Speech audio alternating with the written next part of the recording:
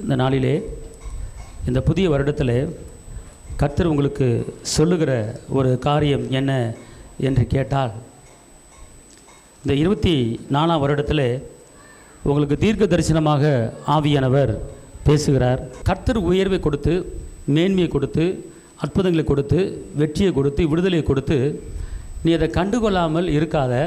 உன் வெற்றியை, உன் விடுதலையை, உன் சுகத்தை, உன் கிருபையை நீ வேலியடைத்து நீ பாதுகாத்து நடக்க முடிய அவர் விரும்புகிறார்.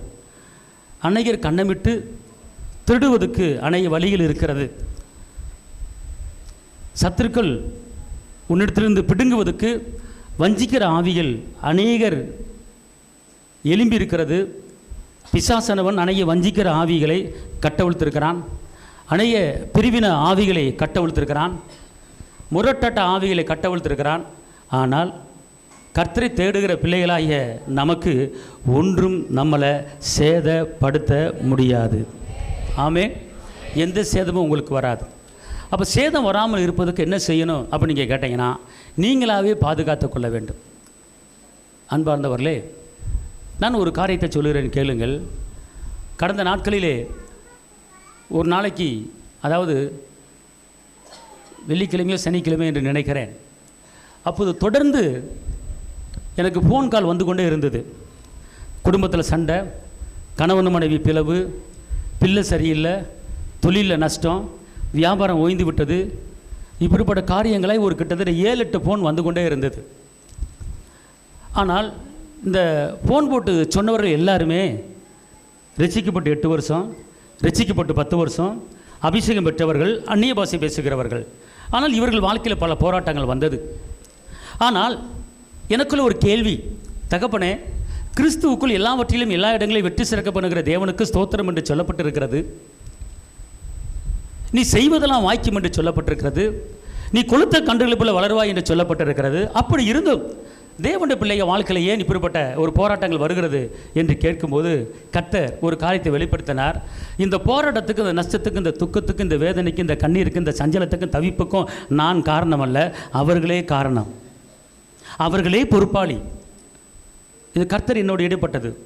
எப்படி சொல்லுகிறீர்கள் என்று கேட்கும்போது எல்லாம் அவர்களுடைய வார்த்தைகளினால் வந்தது என்று அவர் சொல்லுகிறார். எப்படி என்று பார்க்கும்போது வேதத்தில் ஒரு வசனத்தை காட்டினார். யோபு 23:12. அவர் உதடுகளின் கற்பனைகளை விட்டு நான் பின்வாங்குவதில்லை, அவருடைய வாயின் வார்த்தைகளை எனக்கு வேண்டிய ஆகாரத்தை பார்க்கலும் அதிகமாக காத்து கொண்டேன். ஒரு காரியத்தை நீங்கள் தெரிந்து கொள்ளுங்கள்.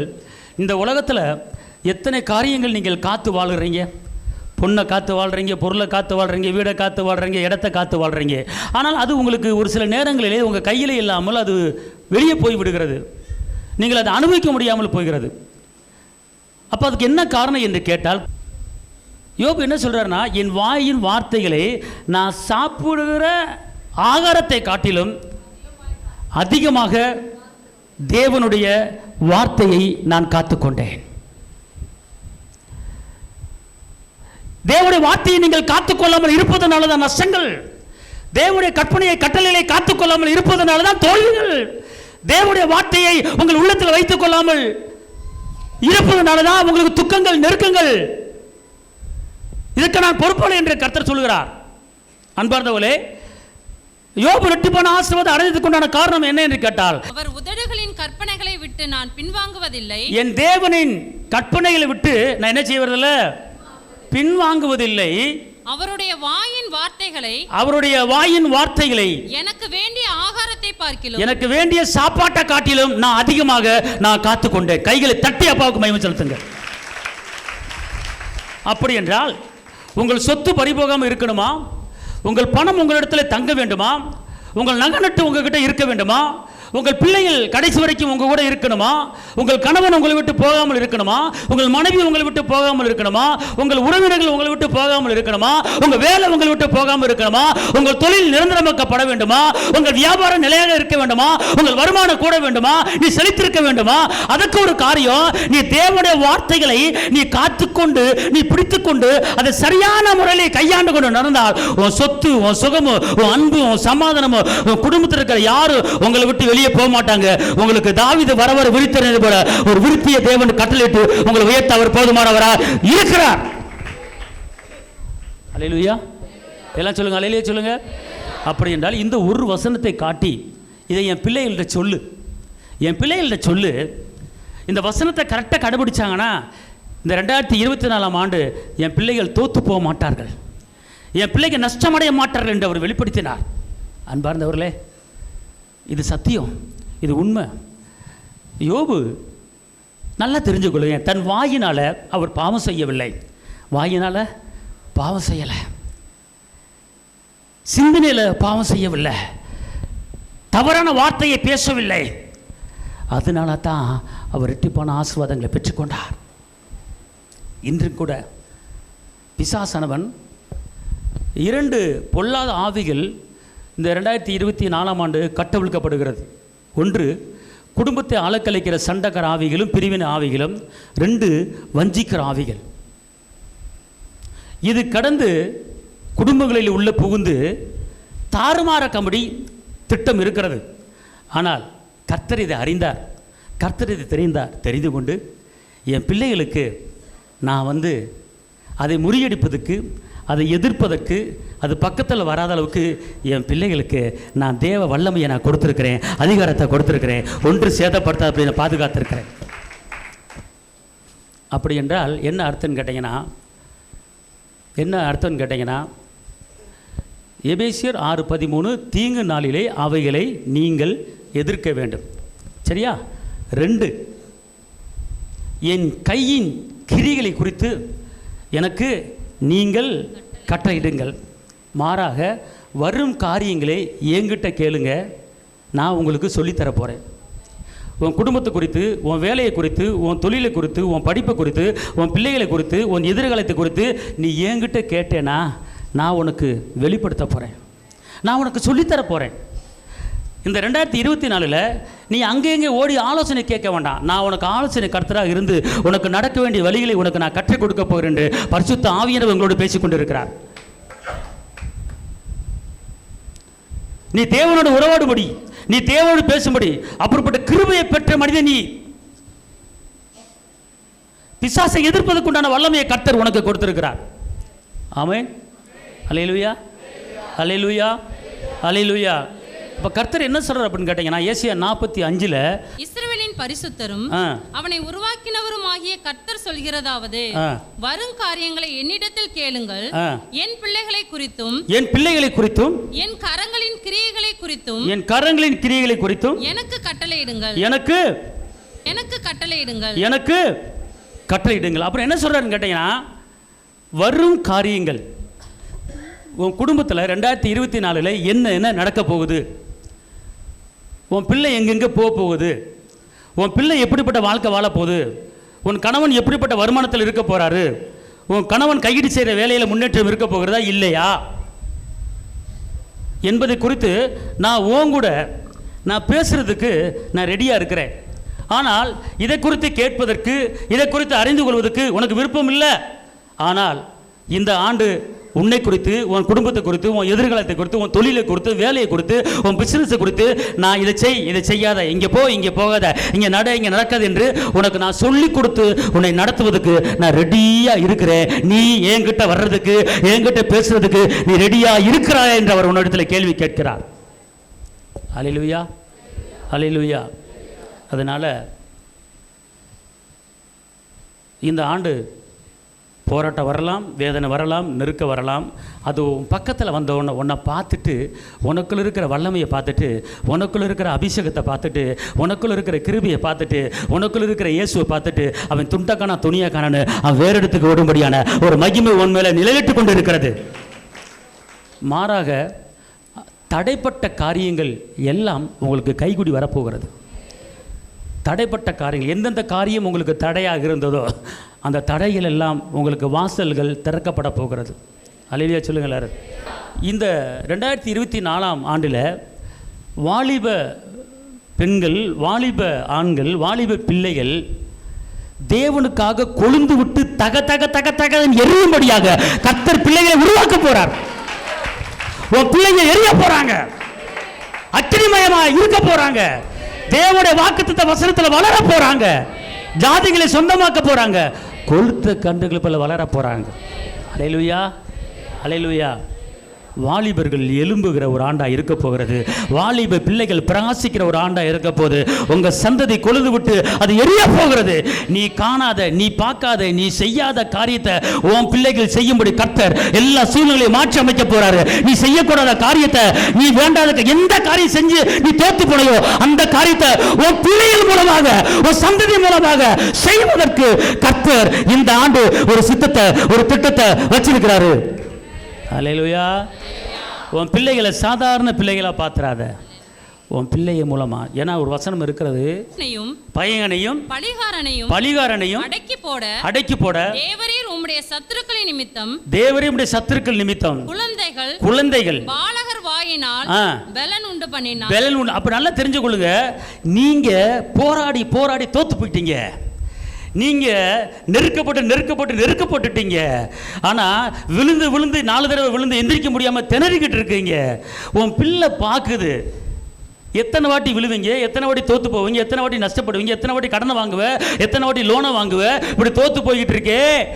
ஆனால் பாலகர் வாயினாலே சத்துருக்களை எதிர்க்கும்படி, சத்துருக்களை முறியடிக்கும்படி, கடங்கார ஆவியை விரட்டும்படி, நெருக்கங்களை விரட்டும்படி கர்த்தர் பிள்ளைகள் வாயில பலனை கொடுக்கும்படியாக, பலனை பெற்றுக் கொள்ளும்படியாக, உன் பிள்ளைகள் சாதிக்க முடியாத காரியத்தை சாதிக்க முடியாத உன் பிள்ளைகள் மூலமாக பெரிய அற்புதங்கள் நடக்க போற ஒரு ஆண்டாக கர்த்தர் இந்த ஆண்டு உன்னை மாற்றி வைத்து நடத்தி போகிறார். கத்துரபா கத்தரபா அரிபாலா தூரபா கத்தரபா ஓ சும்மாதரபா. இதோ உன் பிள்ளைகள் எழும்புகிற ஒரு ஆண்டா இருக்கிறது. உன் பிள்ளைகள் வெளிச்சம் கொடுக்கிற ஆண்டா இருக்கிறது. பிரகாசிக்க போறாங்க. இவன் உதவாக்கற, இவன் வேண்டாதவன், இவன் ஒண்ணுமே செய்ய முடியாது, இவனால எனக்கு நஷ்டம் என்று நீ சொல்லி கொண்டிருக்கலாம். ஆனா அப்படிப்பட்ட பிள்ளைகளை நீ சாதாரணமா பார்க்காத. ஞானிகள் வெட்கப்படும்படியாக பேதைகளை கர்த்தர் ஞானவானாக மாத்துகிற ஒரு ஆண்டாக இருக்கிறது. அதுக்கு தான் இந்த வசனம் சொல்றாரு. திருப்பி இந்த வசனத்தை வாசிங்க. பையங்கனையும் பலிகாரனையும் அடக்கி போட தேவரீர். இங்க பாருங்க, நல்லா தெரிஞ்சு கொள்ளுங்க. பகைவர்கள், பழி வாங்கினவே, நம்மளை துன்பப்படுத்தினவே, நம்மளை நஷ்டப்படுத்தினவே, நம்ம மேலே பொறாமப்பட்டவன், நம்ம மேல் வஞ்சகம் உண்டாக பண்ணவன அவனை ஒன்றுமில்லாமல் வெளியே அனுப்பும்படி, வெளியே துரத்தும்படி. ஒருவேளை நீ அனுப்பி உன்னால முடியல, உனக்கு கர்த்தர் சொல்றாரு, நீ சும்மா உட்கார்ந்துரு, உன் பிள்ளைகளை வச்சு நான் யுத்தம் பண்ணி வழக்காடி நான் ஜெயத்தை கொடுக்க போறேன். அல்லேலூயா. அதான் சொல்லப்பட்டிருக்கு. திருப்பி வாசிங்க பார்ப்போம். பகைங்கனையும் பலிகாரனையும் அடக்கி போட தேவரீர் உம்முடைய சத்துருக்களின் நிமித்தம் குழந்தைகள் பாலகர் வாயினாலே பலன் உண்டு பண்ணினார். பலன் உண்டு. அப்ப நான் நல்லா தெரிஞ்சு கொள்ளுங்க, இந்த வாக்குத்தத்த வசனம், இந்த வசனம் உங்க பிள்ளைய வாயில எல்லாம் தாய்மாரெல்லாம் கையை தூக்கு. இந்த வசனத்து மேல கையை வச்சு என் பிள்ளைய இந்த வருஷத்துல ஒரு ஜெயம் கொடுக்கிற வாழ்க்கை வாழ போறாங்க. பக்கத்தில் இருக்க பிள்ளை இருந்துச்சுன்னா பிள்ளை மேலே ஒரு கையை தட்டி பிள்ளைக்கு மகிமை செலுத்து. அல்லேலூயா. உன் பிள்ளை எலும்பு போகுது இந்த வருஷம். உன் பிள்ளை நீ தோத்து போன காரியத்தை உன் பிள்ளை வந்து திருப்பி கொடுக்க போகுது. நீ அட வச்சிருப்ப, உன் பிள்ளை வந்து திருப்பி கொடுக்க போகுது. ஆமே. அதான் சொல்றாரு, பாலகர் வாயினால என்ன பண்றாரு? பலன் கொடுக்கிறார். இங்க இருங்க, உங்க பிள்ளைங்க இந்த வருஷம் எலும்பி பிரகாசிக்க போறாங்க, வெளிச்சம் கொடுக்க போறார்கள், ஜாதிகளை சொந்தமாக்க போறார்கள். உனக்கு ஆலோசனை கொடுக்கும்படி ஞானம் உன் பிள்ளை மூலமாக உனக்கு வரப்போகுது. அல்லேலூயா. அதனால் இந்த வருஷம் பிள்ளைகள் எலும்பி பிரகாசிக்கிற வாழ இருக்கிறது. உன் பிள்ளைகள் ஒருவேளை படிப்பில் தோற்று போயிருந்தாலும் இந்த வருஷம் பிள்ளைகள் படிப்பில் மேன்மையாக போகிறாங்க, பிள்ளைகள் படிப்பில் உயர போகிறாங்க. அல்லேலூயா, அல்லேலூயா. சத்தமாக சொல்லுங்கள், அல்லேலூயா, அல்லேலூயா. என் சந்ததி இவ்வளவாய் பெரியிருக்கும் என்ற வசனத்தின்படி, நான் பிள்ளைகளின் சமானத்தை பார்ப்பேன் என்ற வசனத்தின்படி கர்த்தர் உங்கள் பிள்ளைகளை உயர்த்த போகிறார். ஆமேன். ஆனால் இதுக்கு இடையூறாக வருகிறவன் யார் என்று கேட்டால், வஞ்சிக்கிற ஆவி வருவான், முரட்டாட்ட ஆவி வருவான், பிரிவின் ஆவி வருவான். அப்போ இந்த வஞ்சிக்கிற ஆவி, முரட்டாட்ட ஆவி, பிரிவின் ஆவி உங்கள் குடும்பத்துக்குள்ளே நுழையாத அளவுக்கு நீங்கள் என்ன செய்ய வேண்டும்? வேலி அடைத்துக் கொள்ள வேண்டும். எப்படி வேலி அடைக்க வேண்டும்? வசனத்தால் வேலி அடைக்க வேண்டும். அல்லேலூயா. அதுக்கு என்ன வேலின்னு கேட்டால், தாழ்பால்களை பலப்படுத்தி என் பிள்ளைகளை, அல்லேலூயா, நீங்கள் ஒரு நேரத்தில் உங்கள் பிள்ளைகளை பற்றி இப்படிப்பட்ட பிள்ளையை பெற்றுட்டேன்னே நீ கவலைப்பட்டிருக்கலாம். ஆனால் அந்த பிள்ளை உனக்கு வந்து ஒரு வெற்றியை வாங்கி கொடுக்க போகுது. நான் இப்போ என் பிள்ளையை பெற்றதை நினச்சிட்டு ரொம்ப சந்தோஷப்படுறேன் அப்படின்னு இந்த வாய் உங்களுக்கு என்ன செய்ய போகுது, சொல்ல போகுது. ஆமீன் சொல்லுங்கள். அல்லேலூயா, அல்லேலூயா. இதுவரை நடத்தினவர் இன்னும் நடத்துவார். ஆமீன், அல்லேலூயா. அதனால் இந்த புதிய ஆண்டிலே, இந்த புதிய நாளிலே நீங்கள் வீட்டுக்கு போவதுக்கு முன்னாலே, வெளியே போவதுக்கு முன்னாலே இந்த வாயில் இது வரைக்கும் துதிச்சிருக்கீங்க, இந்த வாயில் கர்த்தரை ஆராதிச்சிருக்கிறீங்க, இந்த வாயில் கர்த்தரை வந்து என்ன செஞ்சுருக்கிறீங்க, மகிமைப்படுத்திருக்கிறீங்க. அந்த வாயோடு ஒரு சில வசனங்களை நீங்கள் சொல்லி, இந்த வசனத்தின்படி இந்த வருஷம் எனக்கு நடக்க போகுது என்று சொல்லி நீங்கள் அறிக்கையிட்டால் அப்படி உங்களுக்கு நடக்கும். அல்லேலூயா. சத்தமா சொல்லுங்க, அல்லேலூயா. எபிரெயர் 10:23 நாம் நம்முடைய நம்பிக்கையை அறிக்கையிடுவதில் அசைவில்லாமல் உறுதியாக இருக்க கடவுள் வாக்குத்தத்தம் பண்ணினவர் உண்மையுள்ளவராய் இருக்கிறாரே. எல்லாம் சொல்லுங்கள், கர்த்தரிடத்தில் என் பிள்ளைகளுக்கு அடைக்கலம் கிடைக்கும். இந்த வசனத்தின்படி இந்த ஆண்டு நடத்த போகிறீங்க. என் பிள்ளைகள் கர்த்தரால் போதிக்கப்பட்டு இருப்பார்கள். இந்த வசனத்தின்படி இந்த ஆண்டு என் பிள்ளைகள் நடக்க போகிறாங்க. என் வாசல்களின் தாழ்பால்களை பலப்படுத்தி என்னிடத்தில் உள்ள என் பிள்ளைகளை ஆசீர்வதிப்பார். இந்த வசனத்தின்படி இந்த ஆண்டு என்னையும் என் பிள்ளைகளையும் ஆசீர்வதிப்பார். என் தேவன் என் பிள்ளைகளை எல்லா ஆபத்துக்கும் எல்லா நெருக்கத்துக்கும் தப்பிவிக்க வல்லவராக நல்லவராக இருக்கிறார். இந்த ஆண்டு என் பிள்ளைகளுக்கு எந்த விளைவினம் வராது. இந்த ஆண்டு என் பிள்ளைகளுக்கு எந்த காய்ச்சல் தலைவலி வராது. என் பிள்ளைகள் இயேசுவின் தழும்புகளால் சுகமாக இருக்கிறாங்க. அல்லேலூயா. ஆவியானவர் எங்கே உண்டு அங்கே விடுதலை உண்டு. அதனால் வந்து ஆவியானவர் நீங்கள் என்ன செய்யணும், வர வச்சு பேசணும். எல்லாம் சொல்லுங்கள், தேவ ஆவியானவரே எனக்குள்ளே வாங்க. பிதாவின் ஆவியானவரே எனக்குள்ளே வாங்க. கிறிஸ்துவின் ஆவியானவரே எனக்குள்ளே வாங்க. விசேஷமான ஆவியானவரே எனக்குள்ளே வாங்க. என் தேவன் என்னோடு இருக்கிறார். இந்த வசனத்தின்படி எனக்கு நடப்பதாக. இந்த ஆண்டு அநேக குடும்பங்களிலே பிளவுகளை உண்டாக்கும்படி, பிரிவினைகளை உண்டாக்கும்படி, முரட்டாட்டத்தை உண்டாக்கும்படி பிசாசுடைய திட்டங்கள் இருக்கிறது. ஆனால் அவன் திட்டம் ஒன்றுமில்லாமல் ஆகணும் அப்படின்னா இப்போது நான் சொல்லுகிற வசனங்களை இங்கே சொல்லணும். எல்லாம் சொல்லுங்கள், சமாதானத்திற்கு கூட படுத்துக்கொண்டு நித்திரை செய்வேன். உம்முடைய வேதத்தை நேசிக்கிற எனக்கு மிகுந்த சமாதானம் உண்டு. எனக்கு இடர்கள் இல்லை. பிள்ளைகளையும் இஸ்ரவேலுக்கு உண்டாகும் சமாதானத்தையும் நான் பார்ப்பேன். தேவ வார்த்தையின்படி எங்கு போனாலும் நான் சமாதானத்தோடு நான் இருப்பேன். என் தேவன் தம்முடைய மகிமையின் ஐஸ்வரியத்தின்படி என் குறைகள் எல்லாவற்றையும் கிறிஸ்து இயேசுவுக்குள் மகிமையிலே நிறைவாக்குவார். பழையவைகள் ஒளிந்து போயின, எல்லாம் புதிதாயின. என்னையும் என் வீட்டையும் என் குடும்பத்தில் இருக்கிற பிள்ளைகளையும் நான் கையிட்டு செய்கிற எல்லா வேலைகளையும் நீர் ஆசீர்வதித்து நீர் வேலி அடைத்து இந்த ஆண்டு நீங்கள் பாதுகாத்துக் கொள்ளுங்க. எந்த சத்ருவும் என் குடும்பத்துக்குள்ளே வராத அளவுக்கு ஏசப்பா நீங்க வேலி அடைத்துக் கொள்ளுங்க. அல்லேலூயா, அல்லேலூயா, அல்லேலூயா. நேசரின் இரத்தம் என் மேலே நெருங்காது சாத்தா. எல்லாரும், நேசரின் இரத்தம் என் மேலே நெருங்காது சாத்தா. பாசமாய் சிலுவையில் பலியானா அவத்தை வென்று விட்டார். இயேசு பாசமாய் சிலுவையில் பலியானா அவத்தை வென்று விட்டார். நான் நுழைந்து இனி எதுவும் அணுகாது, என் தீங்கும் தீண்டாது. கோட்டைக்குள்ளே நான் நுழைந்து இனி எதுவும் அணுகாது, என் தீங்கும் தீண்டாது. மற்றும் உதவினை வினேஸ்வரே இனியோ காத்திடும். மற்றும் உதவினை வினேஸ்வரே இனியோ காத்திடும்.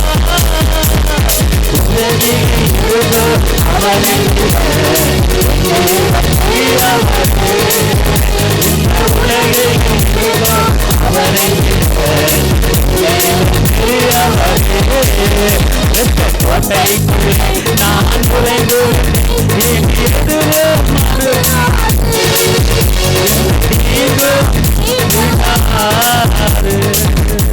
அடுத்து முக்கியமான ஒரு காரியம், இந்த வருஷத்தில் கடன்களை அடைப்பதுக்குண்டான வழிவாசல்கள் திறக்கப்பட போகிறது. அல்லேலூயா, அல்லேலூயா. எப்படி வரி கட்டுவதற்கு மீன் வாயில பணத்தை வர வச்சாரோ, எப்படி ஒரு விதவைக்கு கரணடைக்க எண்ணெயை உற்பத்தி பண்ணினாரோ, அதே போல் இக்காலத்துக்கு தகுந்தாப்புல, இந்த நேரத்துக்கு தகுந்தாப்புல கர்த்தர் கடனை அடைப்பதுக்கு புது புது வழிகளை திறந்து விட போகிறார். புது புது காரியத்தை செய்ய போகிறார். அல்லேலூயா, அல்லேலூயா. கடந்த நாட்களில் ஒருத்தவங்களுக்கு ஒரு 12 லட்சமோ ஒரு 13 லட்சமோ ஒரு கடன் இருந்துச்சு பார்த்துக்கொள்ளுங்க. அந்த கடனை வச்சுக்கிட்டு என்னால் வாழ முடியல, நான் சித்திரலான் இருக்கிறேன், சித்திரலான் இருக்கிறேன். எங்கேருந்து பேசுகிறாங்க? பெங்களூர்லேருந்து பேசுகிறாங்க. என்னால் இருக்க முடியல, சாகிறதுக்கு முயற்சி பண்ணி கொண்டு இருக்கிறேன்னு சொல்லி ஒரு ரட்சிக்கப்பட்டவர்கள் இப்படி பேசினார்கள். அப்போ நான் அவங்களுக்கு சொல்லிக் கொடுத்தேன், அம்மா எத்தனை வருஷமாக இதில் நீங்கள் இருக்கீங்க அப்படின்னு கேட்டேன். நான் கிட்டத்தட்ட ஒரு 6-7 வருஷமாக நான் இருந்து கொண்டு இருக்கிறேன், வட்டி கட்டி கொண்டு இருக்கிறேன், வட்டிக்கு மேலே வட்டி கட்டி கொண்டு இருக்கிறேன், என்னால் சமாளிக்க முடியல அப்படின்னாங்க. நான் ஒன்றுமே சொல்லலை. நான் என்ன சொன்னேன் தெரியுமா? பைபிளில் ஏசப்பா எங்கெல்லாம் கடன் அடைச்சாரோ அந்த சம்பவங்களை சொல்லுங்கள், அந்த சம்பவங்களை நினைங்க. இவங்களுக்கு பண்ணினீங்களே, எனக்கு பண்ண மாட்டீங்களா? நீங்கள் பண்ண வல்லவராக இருக்கீங்க. 5 அப்பத்து 2 மணி பெருக பண்ணி 5000 பேத்துக்கு மேலே சாப்பிட்டு மீதி 12 கூட எடுக்க வச்சு அற்புதம் பண்ணீங்க, எனக்கு பண்ண மாட்டீங்களா? எனக்கு அதிசயம் செய்யுங்க, அற்புதம் செய்யுங்க. டெய்லி கடனை அடைப்பதுக்குண்டான வழிக்குண்டான வசனங்கள், அதிசயமான வசனங்கள், அற்புதமான வசனங்கள், அதிசயமான வசனங்களை நான் சொல்லி கொடுத்து இதவே பேசுங்க, இதவே பேசிக்கிட்டு இருக்கேன் அப்படின்னு பாருங்கள். இது நடந்த காரியம், இது வந்து நடந்த காரியம். அவர்கள் சரி நான் சொல்கிறேன் அப்படின்னு. அப்போ என்ன பண்ணேன்னு கேட்டிங்கன்னா, அங்கங்கே சில எதிர்க்கிற நபர்களை ஆஃப் பண்ணேன். அது எப்படி ஆஃப் பண்ணுன்னு சொல்லி கொடுத்தேன், அவர்கள் இருத்தை அமைதிப்படுத்தினேன்.